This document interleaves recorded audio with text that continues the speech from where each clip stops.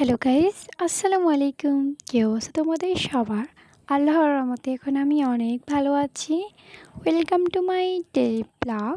তো আজকে ব্লগে তোমাদের সাথে হচ্ছে তালের পিঠা শেয়ার করব। তো তালের পিঠা কিন্তু অনেকেরই ফেভারিট, আমি খুব ভালো করে জানি।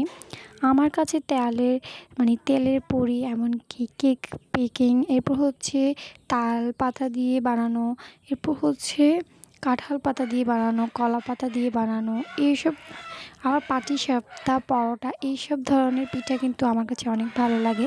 তাও যদি হয় তাল দিয়ে, তাহলে তো কোনো কথাই হলো না।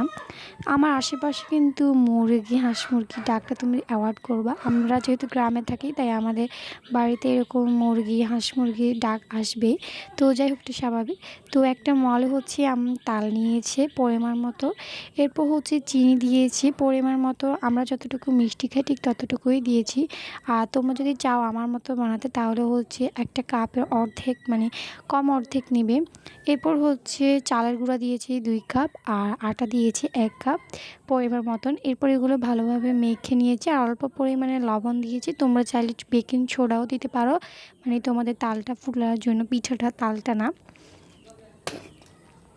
তো আমার পিঠাটা পোড়ার জন্য আমরা হচ্ছে বেকিং সোডাটা দিই নাই, তোমরা চাইলে দিতে পারো।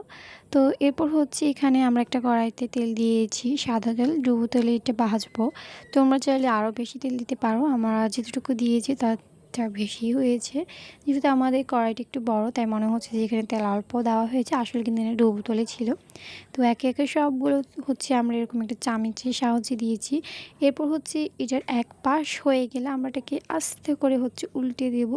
যেহেতু এটা মানে মুচমুচে হবে, তাই তোমরা একটু লাল লাল করে ভেজবা। আমরা যেহেতু মুচমুচে খাওয়ার জন্য লাল লাল করে নেব, কারণ পরবর্তীতে এটা হচ্ছে নরম হয়ে যায় ভাজার সময়। মানে গরম গরম যদি তোমরা এটা সার্ভ করো মেহমানদের বা তোমরা নিজেরা খাও, তাহলে এর চেয়ে এটা মুচমুচে খাবো গরম গরম। আর যদি কিছুক্ষণের জন্য রেখে দাও, এটা কিন্তু তখন হচ্ছে এটা একদম নরম হয়ে যাবে। যাদের হচ্ছে দাঁত নেই, তারা কিন্তু এটা নরম হয়ে করেও খেতে পারবে। তো এখানে আমার সবগুলো হচ্ছে একে একে হয়ে গিয়েছে।